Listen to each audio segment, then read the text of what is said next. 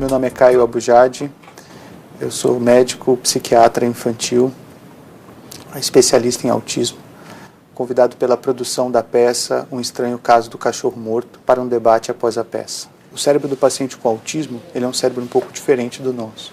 Ele é um cérebro mais hiperexcitado. Funciona mais ou menos assim. É como se o nosso cérebro, ele faz uma atividade de cada vez. Então, toda vez que a gente faz uma atividade, a gente desliga a nossa atividade anterior. Mesmo quando a gente está fazendo duas atividades ao mesmo tempo, a gente, na realidade, está fazendo uma de cada vez bem rápido. O paciente com autismo, não. Por ele ter um cérebro hiperexcitado, ele liga uma atividade sem desligar a atividade anterior. Então, ao longo do dia, às vezes, ele está fazendo 100, 200, 300, 1000 atividades ao mesmo tempo naquele cérebro. E isso ele faz desde quando ele nasceu. O cérebro dele é assim. Então, a gente tenta fazer com que eles funcionem com um cérebro parecido com o nosso.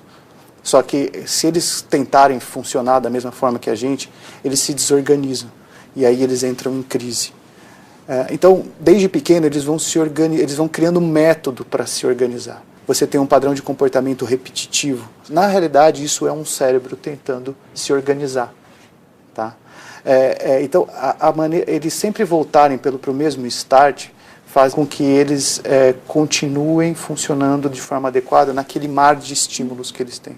Então, eles têm que seguir uma linha reta dentro desse mar de estímulos.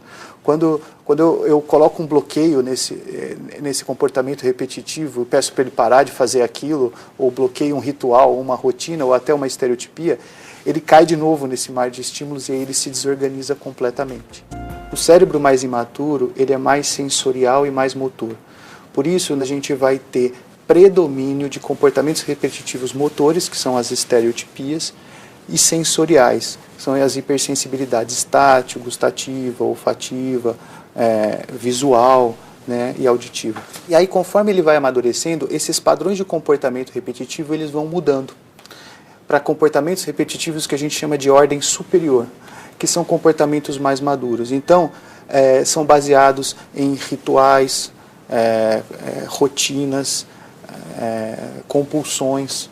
E quando o comportamento repetitivo se torna num padrão exemplar, que aí a gente vai ter as habilidades, quando a gente tem uma coisa que a gente chama de insistência na mesmice, que é quando o paciente começa a estudar temas diferenciados. Então, ele sabe tudo sobre astronomia, sabe tudo sobre os animais, sabe tudo sobre os dinossauros. Então, vejam, você tem o mesmo comportamento que é uma estereotipia e o autointeresse por astronomia é a mesma forma de trabalhar aquele cérebro hiperexcitado, entendeu? Só que com padrões cognitivos diferentes. Desde o primeiro dia que a gente nasceu, o que a gente faz durante o dia é criar redes neuronais. Isso vale para todos nós, tá? E durante a noite, memorizar essas redes neuronais. No dia seguinte, a gente reativa essas redes neuronais, acrescenta as informações daquele dia e armazena durante a noite. A gente faz isso a vida inteira, tá? Os pacientes com autismo, eles têm redes de preferência que fazem com que ele se organize. Tá? Eu tenho que atrelar as novas informações do dia a essas redes neuronais de interesse. Então, se um paciente está lá super interessado em bichos, em fazer desenho, e eu quero que ele se interesse por outras coisas, eu posso, através dos bichos, ir dando um conhecimento sobre outras áreas. Né? Então, eu quero que ele aprenda sobre o céu. Então eu vou falar que aquele bicho está brincando num lugar ensolarado, que tem nuvens, que tem sol, e aí de repente eu estou falando do céu e deixei os bichos de lado, mas eu estou usando as mesmas redes neuronais. Então nós temos que usar o comportamento repetitivo ao nosso favor e fazer com que ele amplie o espectro de conhecimento em cima desses conhecimentos e dessas situações específicas.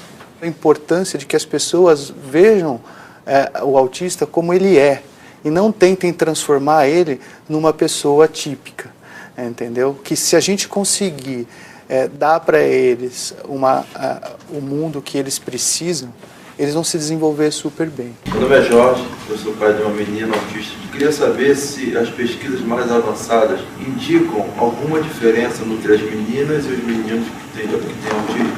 Sim.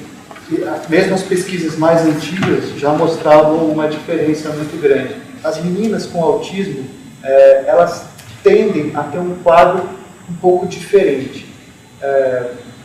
eu estudei que os quadros das meninas são mais graves na teoria. Só que, na prática, eu não consigo ver essa diferença. Eu tenho uma paciente lá de São Paulo que acabou de terminar o mestrado em Direito, mas ela tem várias dificuldades, enfrentou dificuldades a vida toda, mas conseguiu terminar todo o seu desenvolvimento. Mas eu gosto de analisar muito o indivíduo, porque se você trabalha as dificuldades daquele indivíduo, ele dá saltos e ele melhora, entendeu?